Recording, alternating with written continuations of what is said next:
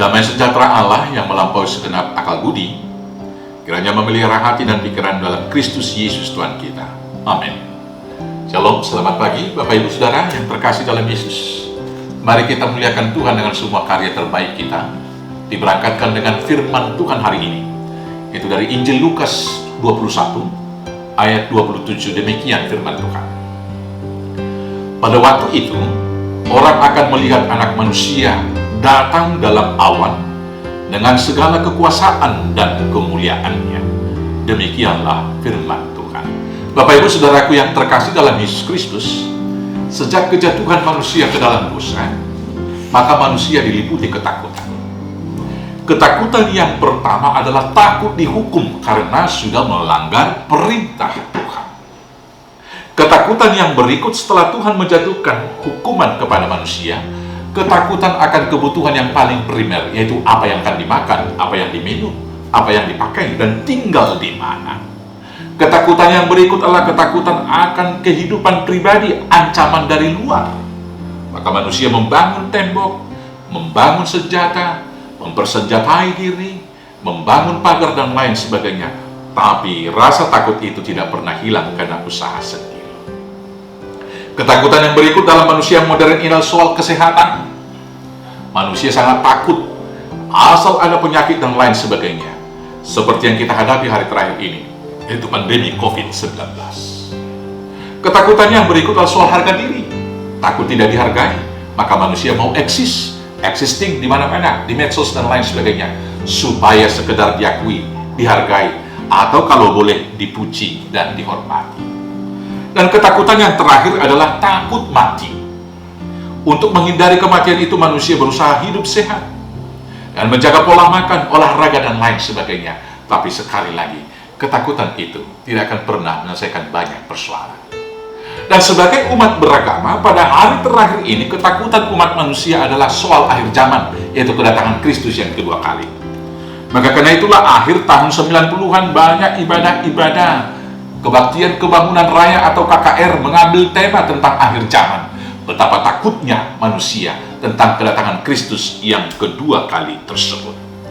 Karena ketakutan-ketakutan itu, sebagian orang mau melakukan ibadahnya, tetapi ada sebagian yang apatis dan menganggap itu tidak benar. Maka hari ini kita mau diingatkan bahwa Tuhan akan benar-benar datang kedua kali. Dan ketika dia datang, dia akan melenyapkan ketakutan kita tadi, karena ketika dia datang, dia akan membawa kita ke Yerusalem yang baru.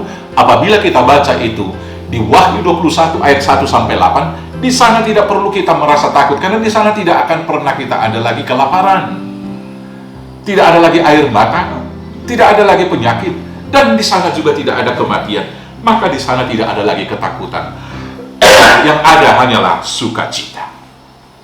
Bapak Ibu Saudaraku yang kekasih, ketika Anak Manusia itu datang nanti kedua kali pada masa parusia, maka semua kuasa di bumi ini tidak ada apa-apanya, karena dialah Raja di atas segala raja. Dan itu yang dikatakan firman Tuhan di sini.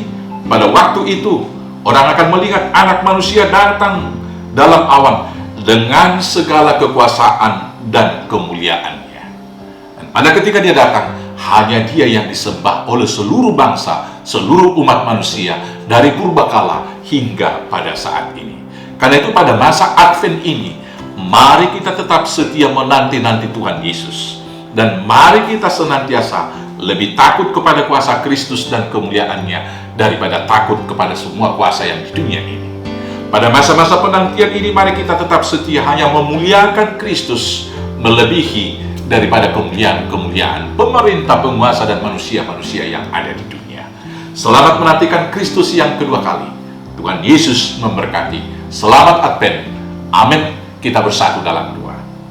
Terima kasih Bapa atas janji kedatangan. Mampukan kami dengan pertolongan Roh Kudus, agar senantiasa berdoa dan berjaga-jaga, supaya ketika Tuhan datang kedua kali, kami ikut dalam arak-arakan orang-orang yang bersuka cita masuk Yerusalem yang baru. Selama kami menjalani kehidupan di dunia ini, pada masa-masa hidup kami yang singkat, beri kami kelengkapan hidup, jasmani dan rohani, untuk kami pakai memuliakan Tuhan. Berkati hidup pribadi kami, hidup keluarga, hidup bergereja, dan hidup bernegara kami. Ampuni kami akan dosa kami, agar kami layak menerima berkat. Inilah doa kami Tuhan, kami naikkan hanya dalam nama Yesus Kristus Tuhan Juru Selamat kami yang hidup. Amin. Shalom, selamat beraktivitas. Tuhan Yesus memberkati. Horas, horas, horas.